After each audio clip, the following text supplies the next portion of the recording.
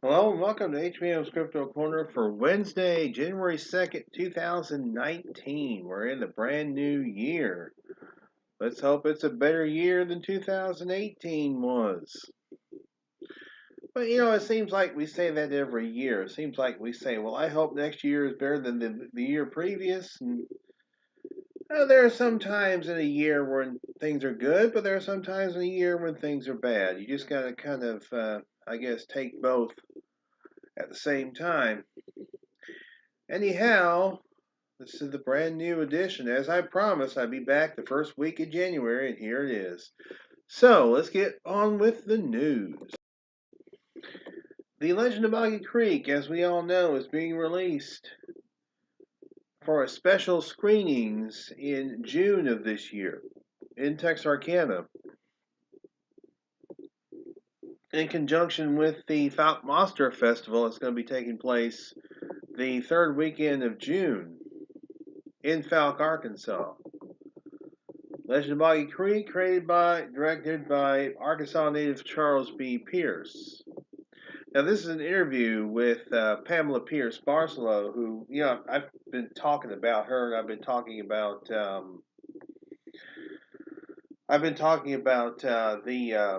the restoration efforts that she is undertaking to give us a really tremendous what you might call HD experience with her father's movie. She actually does now officially have um the rights to this movie. The what do you call it? The license. She has the license and she has the official rights. So don't be surprised if before too long they begin removing inferior copies of The Legend of Boggy Creek from YouTube. Because trust me, this version, I mean, you can just see right here, just from this still frame right here. I mean, look how amazing that looks. Look at the clarity of it. 4K. Can you believe that? That's what they're going to release this in. They're going to release it in 4K. It's going to look amazing, too. It's going to look tremendous. I know that I'm looking forward to seeing it. It'll be released on Blu-ray sometime next fall. So right about this time next year, it'll be available for purchase on Blu-ray in 4K. I mean, it's going to be great. And she's gotten some of the best people in the business to help restore this movie, to help restore Legend of Boggy Creek. And I believe she is also going to be restoring one of her father's other movies, which is called Bootleggers. So this is going to be tremendous. This is going to be well worth the wait, I think. I think it's going to be great. So, of course, I will keep you guys posted on, as more developments come about with this restoration project. But it is looking really, really good. Loren Coleman's released, he calls it the best of cryptozoology lists and accolades of 2018. He has several lists, including top 12 best cryptozoology books. One of the books on this list is called Far Out Shaggy Funky Monsters. What it is, History of Bigfoot in the 1970s by Daniel S. Green, which I have a copy of that book. Massive book, by the way. It's almost 1,200 pages. But there's so much information in that book, and I've been reading the book. It's really, really good. I would recommend getting it if you can afford it. It's pretty. It's got a pretty hefty price tag on it, but I think it's well worth purchasing, well worth reading. To be quite honest, it's a really, really well done book, and the author, he did so much research on the book, and Loren Coleman actually chose it as his top cryptozoology book of the year, or top Bigfoot book of the year. And Daniel Green was chosen as Bigfooter of the Year by Daniel Perez for the Bigfoot Times newsletter. Now, Daniel Green also wrote a book about, I think it's called Shadows in the Woods, A History of Bigfoot in the State of Maine, which is his home state. And I believe I know this Daniel Green, the man who wrote this book. I met him in 2011. He was going to the John Green tribute. Now, he and I rode together from Seattle all the way up to the Canadian border. I saw him again about 2 or 3 years later at the Ohio Bigfoot Conference. So if this is the same guy, which I think it is,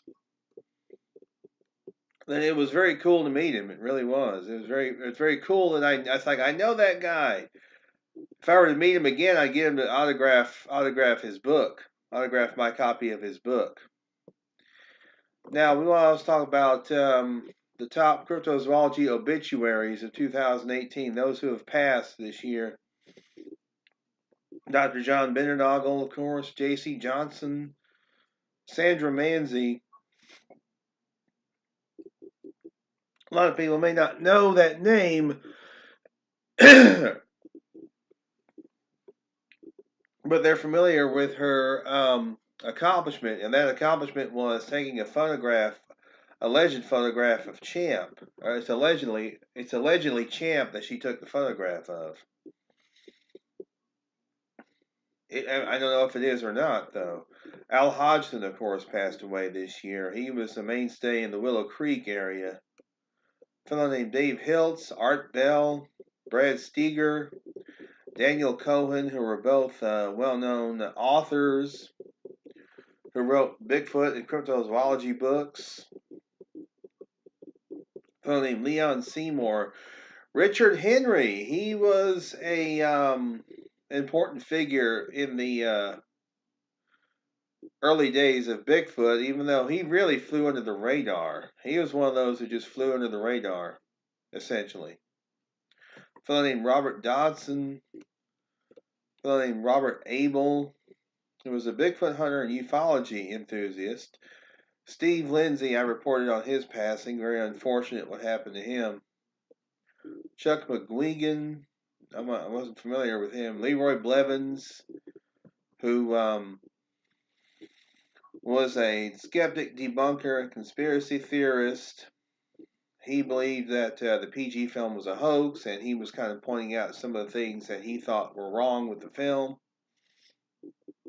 But the passing that really affected me pretty deeply was Bill Dranginis. I knew Bill. I knew him very well. He was a good guy. And it was very sad when he passed away. His family put up various tributes online to Bill. And Bill was a good guy. He and Helen were good people. Helen, of course, is still with us. Helen Shaw Snyder. But I know she loved him quite a bit. And Bill was a good guy. It was very sad to see him go. He was one of the best. Stacy Brown Sr., that's actually Stacy Brown Jr.'s father. So, I mentioned the top 12 cryptozoology books, the best cryptozoology books. One of them was this one, Bigfoot, West Coast Wild Men by Timothy Renner, which I read and really enjoyed that book. I like both his books. He also had the one about Bigfoot in Pennsylvania. And then there was this book, The Weirdest Movie Ever Made, about the Patterson-Gimlin film by Phil Hall, which was a good book. I enjoyed it too. It really kind of takes a look at all aspects of the Bigfoot mystery. Of the Patterson-Gimlin film. It looks at pro and con. I mean, it's very well written. This guy is not really a Bigfooter. He's into film and things like that. So it's always good sometimes to occasionally have an outsider's perspective on things like this. And there's other books. This one's really, like I said, this one's really good. Bigfoot West Coast Wild Men by Timothy Renner. I would definitely recommend that one for sure. No question about it. I would recommend that particular book.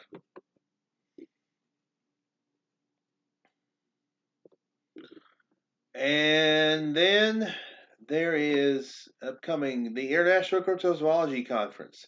It'll be held this spring, April 26th, 27th, and 28th. Yeah, Creekfoot is happening that same time. I'll be attending Creekfoot. But it's going to be 3 days. They're going to have several speakers. Should be a list of speakers. Let's see here. He should have his. All right, here's the speakers. Okay, Jenny Coleman, that's his wife. Jeff Muse, who is he's the assistant director of the International Cryptozoology Museum. Lady named Dawn Prince Hughes. Dr. Anna Nakaris, who has done quite a bit of work with like slow lorises and other kinds of, mainly lorises. And she has really done some amazing work. Tim Banal of America. The one and only Cliff Barrickman, Finding Bigfoot, formerly of Finding Bigfoot. He'll be speaking at the International Cryptozoology Conference. A fellow named John E.L. Tenney, Elijah Fisher,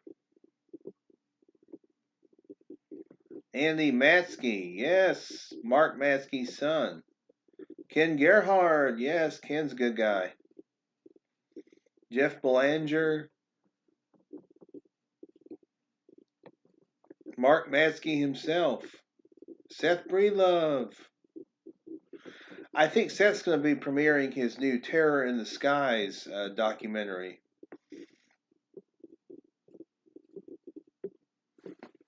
Which will be released sometime this spring. And that looks like that's going to be really good.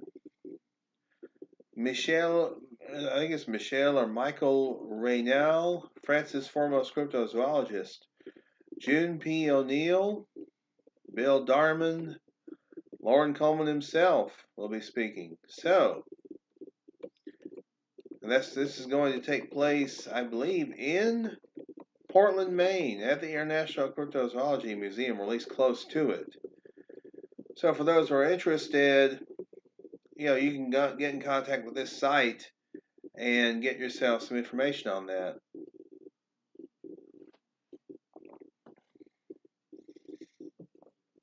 I mean, it looks like it's going to be a great time. There's going to be some great speakers as well. I wish Lauren all the success with this. He's held this event, I think it's the 4th annual, so hey. Now, he's holding it early in the year because he's going to be going to Loch Ness sometime next summer. So he wants to hold the ICC a little early. Which there's nothing wrong with that. I mean, that's what he's choosing to do. So yeah, that's going to be great. Looks like it's going to be a great event. Cryptozoologist of the Year, that was Anna Nakaris. She's really nice. I like her.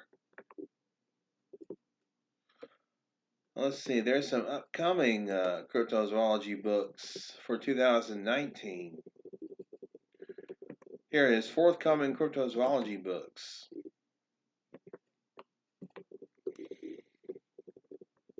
On various subjects. The Big Muddy Monster, I believe that was it Murfreesboro, Illinois, 1973. Momo the Missouri Monster by Lyle Blackburn. Yes, Lyle's upcoming new book. Bigfoot in Maine, a book about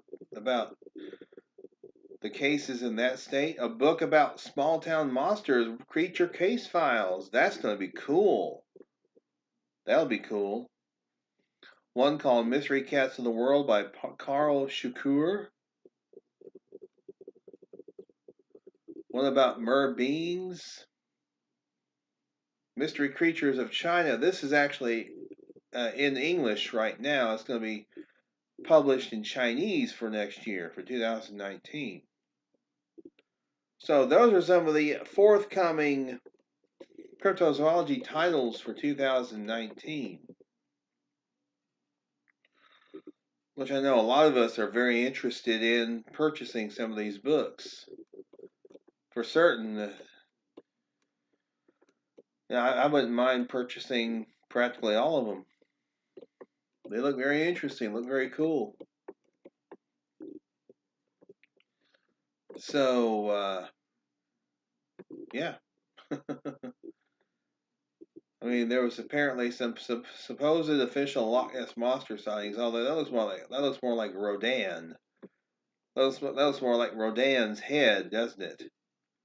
I think that's a hoax photograph of the Loch Ness Monster, supposedly the Loch Ness Monster. Yeah, but I mean, some very cool stuff coming up for 2019, but it's always good to have a year in review. Like a little bit of a year in review type thing. Will 2019 be the year that we actually find another cryptid? Or more? Well, cryptids are being found all the time.